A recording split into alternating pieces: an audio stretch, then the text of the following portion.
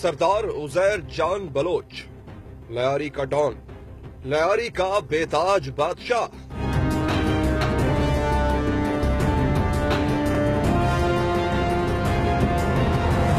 اس کا ایک اشارہ کسی کی زندگی موت کا فیصلہ کر دیتا۔ سیاسی لیڈر اس کی ہاں نہ میں اپنی جیت ہار کا سامان پاتے۔ وہ ایک اڑیل گھوڑا تھا جس کو لگام ڈالنے والے ہمیشہ ناکام رہے۔ اس کا جب دل چاہتا اپنے سیاسی آقاؤں کا دیس نکالا دے دیتے۔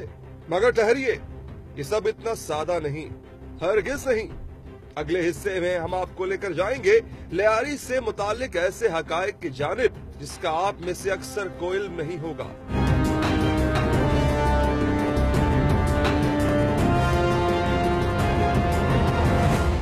گولیوں کی گنگھرچ، ہتھا خوری کی آماج گاہ، جرائم پیشہ افراد کی جنت، ٹارگٹ کلنگ کی کوکھ۔ مگر یہ سب شروع کب ہوا؟ ٹیم اختلاف رائے اس سوال کا جواب ڈھونڈنے نکلی تو اس کی کڑیاں قیام پاکستان سے بھی پہلے تک جا پہنچی، مگر تب انہیں کسی انتظامی یا سیاسی جماعت کی حمایت حاصل نہیں تھی، اس لیے ان کا کردار منشیات فروشی تک محدود تھا، جس میں افیون کی فروخت سر فہرست تھی۔ پولیس ریکارڈ کے مطابق لیاری میں سب سے پہلے نبی بخش عرف کالا ناگ کا نام دستیاب ہے، جس پر منشیات کی سمگلنگ اور فروخت کا الزام تھا۔ کالا ناگ کو شہر کے ان تاجروں کی حمایت حاصل تھی جو شراب فروشی کے دھندے میں خود ملوث تھے۔ کالا ناگ مر گیا تو لیاری میں نئے کردار ابھر کے سامنے آئے۔ داد محمد عرف دادل اور شیر محمد عرف شیرل۔ آنے والا دور ان دو افراد کا تھا۔ ایرانی بلوچ نسل سے تعلق رکھنے والا دادل لیاری انڈرورلڈ کا پہلا ڈان سمجھا جاتا ہے۔ فیلڈ مارشل ایوب خان کے دور سے لیاری کے جرائم پیشہ افراد کو سیاسی پشت پناہی حاصل ہوئی، اور ایسا کرنے والوں میں کراچی کے چند معزز خاندان بھی شامل ہیں۔ سیاسی لوگ انہیں مخالفین کو دھمکانے، ڈرانے، سیاسی جلسوں پر حملے کرانے، پولنگ اسٹیشنوں پر دہشت پھیلانے کے لیے استعمال کیا کرتے تھے۔ جنرل ضیاء الحق کے دور حکومت میں دادل کو گرفتار کیا گیا، جو جیل میں چل بسا، جبکہ اس کا بھائی شیرل مخالف گروہ کے ہاتھوں مارا گیا۔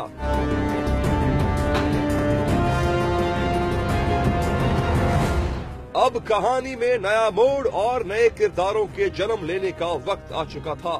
دادل کا بیٹا عبد الرحمان عرف رحمان ڈکیت ان دنوں کم عمر تھا، اس لیے گروہ کی قیادت لال محمد عرف لالو نے سنبھال لی، مگر حالات ایسے سازگار نہ تھے۔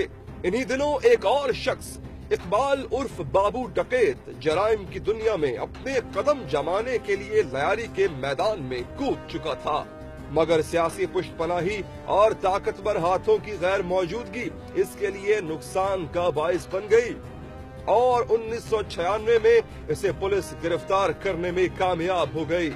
یوں اب میدان لال محمد عرف لالو کے لیے کھلا تھا، اور اب لیاری لالو کا تھا۔ لیاری کا ایک ہی ڈان تھا، لالو، جرائم کی دنیا کا اکیلا ڈان۔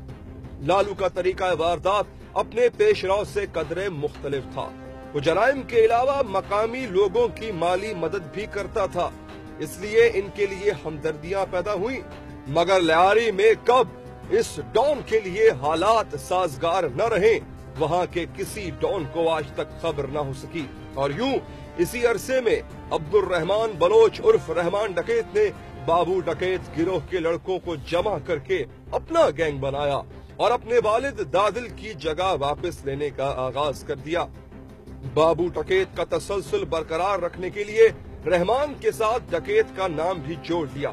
لالو بنیادی طور پر رحمان کے والد کے گینگ کا ہی رکن تھا، اس لیے ابتدا میں دونوں میں کوئی تکرار نہیں ہوئی، اور یوں دونوں گروپ غیر اعلانیہ تقسیم شدہ علاقوں میں وارداتیں کرتے رہے، لیکن پھر جو کچھ ہوا وہ لیاری کے دونوں ڈانس کے لیے ناقابل قبول تھا۔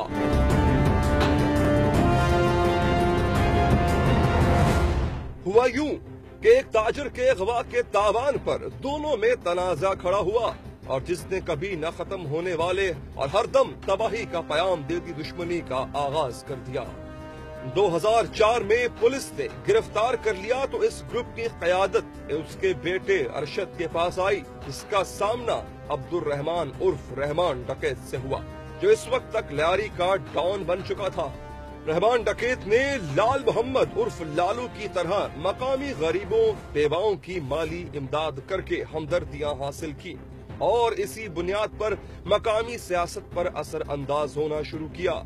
اس کے جواب میں ارشد پپو نے رحمان ڈکیت کا مقابلہ کرنے کے لیے شہر کی ایک ایسی تنظیم کی حمایت حاصل کر لی جو لیاری میں اپنا اثر و رسوخ بڑھانے کی خواہش مند تھی۔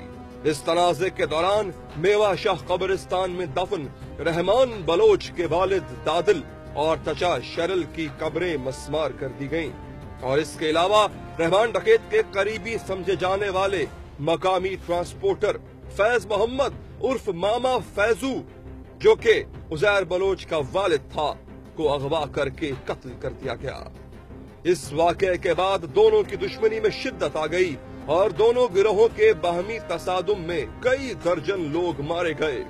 2008 میں حکومت کی تبدیلی کے بعد لیاری میں امن کمیٹی کا قیام عمل میں آیا، جس کی سربراہی عبد الرحمان بلوچ المعروف رحمان ڈکیت نے سنبھال لی۔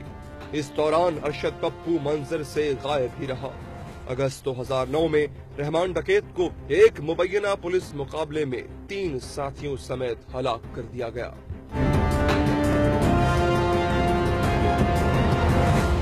اس کے بعد یہ خیال کیا جا رہا تھا کہ اب گینگ وار کا خاتمہ ہو جائے گا، لیکن یہ ممکن نہ ہوا اور رحمان بلوچ کے گروہ کی قیادت ٹرانسپورٹر فیض محمد عرف فیضو کے بیٹے عزیر بلوچ نے سنبھال لی، اور یوں لیاری جنرل اسپتال کا ایک سابق وارڈ بوائے عزیر بلوچ رحمان ڈکیت کا جانشین قرار پایا، اور عزیر نے سردار کا خطاب اپنے نام کے ساتھ منسوب کیا۔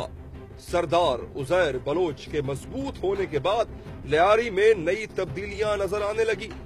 ارشد پپو گینگ کے بعد عزیر بلوچ نے روایتی ڈان بننے کی بجائے سیاست کو اپنے لیے مہرہ بنایا۔ یوں لیاری میں سیاسی ہار جیت کا فیصلہ سردار عزیر جان بلوچ کرنے لگا۔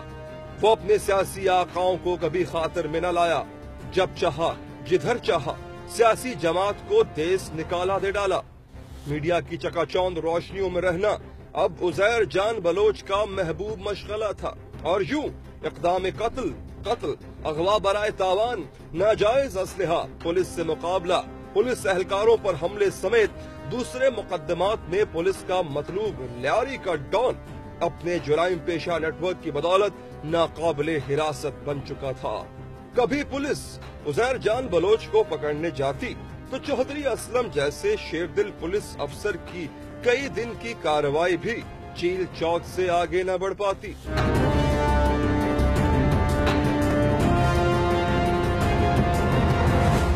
متعدد پولیس آپریشن ناکام ہو گئے۔ پولیس کے ہاتھوں چھپتے پھرتے سردار عزیر کے لیے معاملات اس وقت سنگین ہو گئے، جب عزیر جان بلوچ کے قریبی ساتھی سفر بلوچ کے قتل کا الزام گینگ وار کے مرکزی ملزم بابا ڈاڈلا پر لگا۔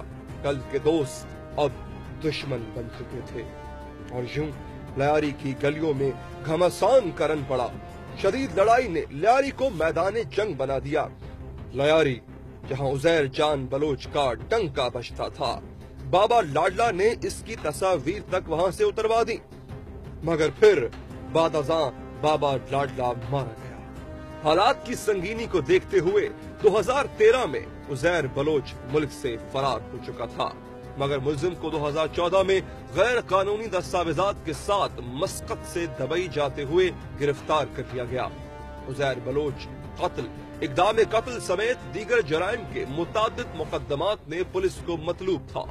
بعد ازاں سندھ رینجرز کی جانب سے جاری ایک مختصر بیان میں بتایا گیا کہ عزیر بلوچ کو جمعے کو دیر گئے ایک ٹارگٹڈ کارروائی کے دوران کراچی میں داخل ہوتے وقت گرفتار کیا گیا اور اس سے اسلحہ بھی برآمد ہوا۔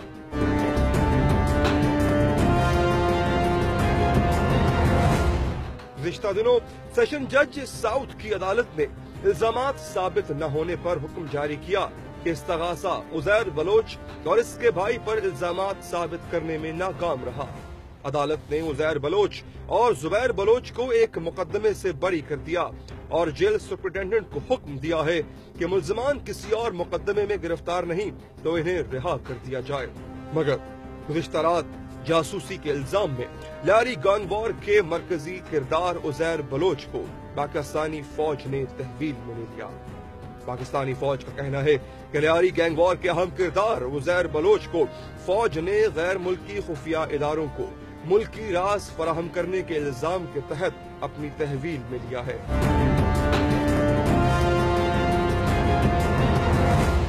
لیاری کی صورتحال پر بہت سے سوالات اٹھتے ہیں، مگر آج کے لیے عزیر بلوچ کی والدہ کے بس یہی الفاظ: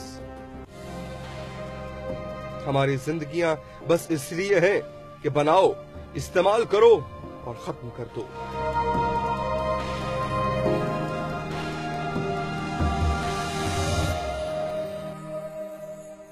یہی ہے لیاری کی کہانی، اور برس ہا برس سے یہ کھیل کھیلا جا رہا ہے۔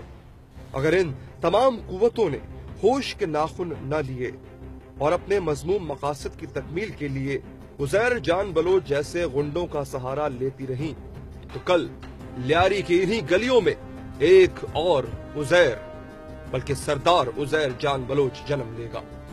ہمیں ایک اور عزیر جان بلوچ بننے سے روکنا ہے، ہمیں لیاری کو امن دینا ہے۔